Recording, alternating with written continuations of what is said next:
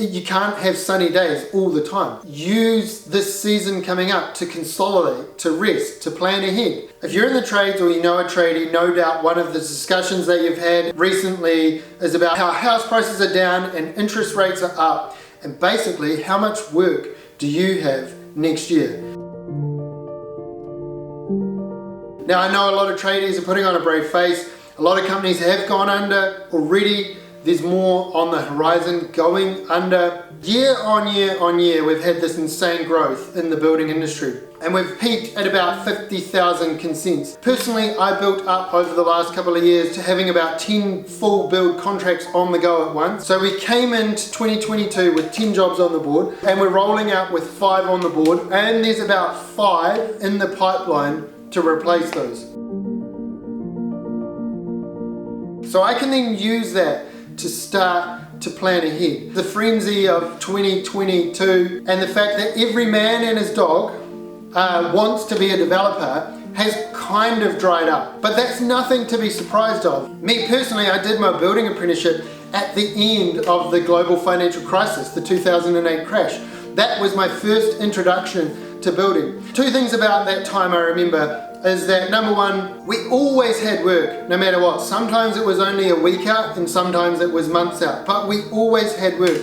There was always a job to do. But that leads into number 2. We were willing to do topsoil, we were willing to do repairs and maintenance at schools. We were willing to get on roofs and find leaks in chimneys and fix them. We still did new builds and we still did epic renovations and we still did subdividing, but we had to fill the gaps with work. Now, me and my team, we've been doing that work for the last 2 or 3 years. We've been doing our own slabs, we've been doing our own fences, we've been doing our own decks, we've done topsoil and planting. Even the other day, one of my apprentices was staining the weatherboard. That reminds me of my apprenticeship journey. So that gives me faith that as I look ahead for me and my team, I know that we will still have work, but it comes back to that quote that I keep banging on about. Blessed are the flexible, for they shall not be bent out of shape. That means that me and my builders and my team need to be flexible to move wherever the work's moving.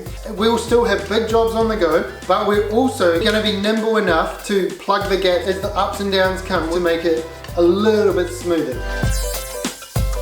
I'm no economist, I am a mere tradie, but if we think about the seasons in nature, you've got spring, which is new growth, and then you've got the summer, which is like harvest, making hay while the sun shines, and then you've got an autumn period where you start to wind down and tie up loose ends, and then you've got winter, where in nature, winter's all about like hibernation, and you store away in summer for winter. Think about that metaphor and think about that from a business point of view. There'll be a bunch of businesses out there that have been making hay while the sun shines, but they've been spending all of their money and then some, and they've ticked up all of this stuff, banking on all of their future workload coming in at the same rate that it used to come in.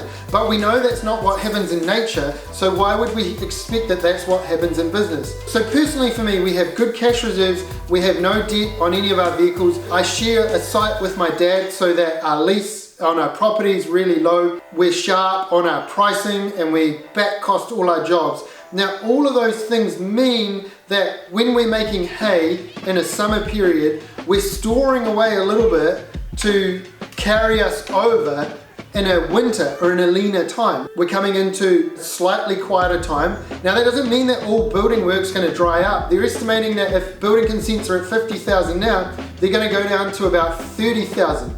That's still a lot of building work in New Zealand to be completed. That still means there's going to be a need for building merchants and builders and plumbers and sparkies and subcontractors.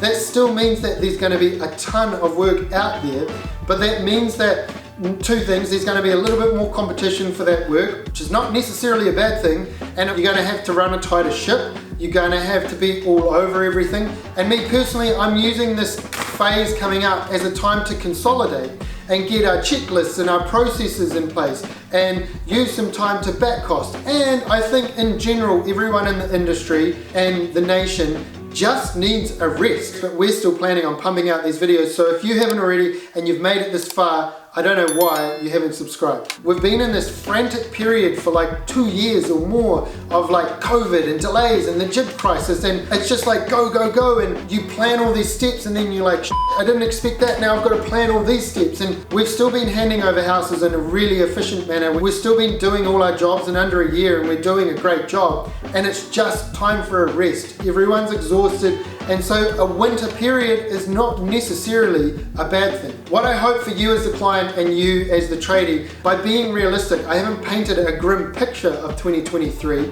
but I've just helped you start to think about a different season needs a different approach.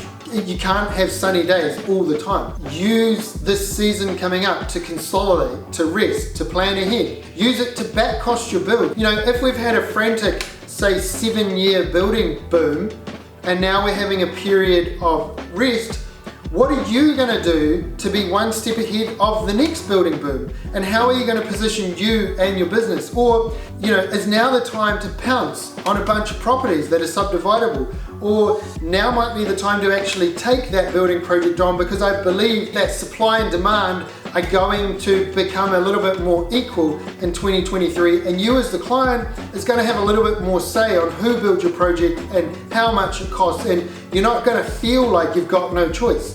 In my mind, those are all positive things to come out of this next phase of the cycle. And like all cycles, it will just continue to repeat over time. The great reset of 2023. If you can't tell, I binge watched the Ryan Trahan Penny series with my son Jacob. Every night we watched one of his vlogs. Real cool experience for me to sit on the couch with my 10-year-old and watch Ryan do his penny challenge across the United States and raise so much money for Feeding America. Very inspiring story. If you haven't already, go and watch his journey, start to finish.